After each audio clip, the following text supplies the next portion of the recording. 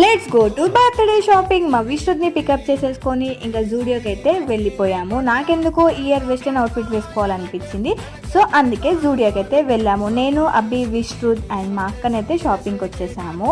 ఇక్కడ నాకు మా జూడియోలో నాకు అంత కలెక్షన్ ఏం నచ్చలేదు, అయినా ఒక 3-4 అలా సెలెక్ట్ చేసుకొని ఇంకా ట్రయల్ వేశాను.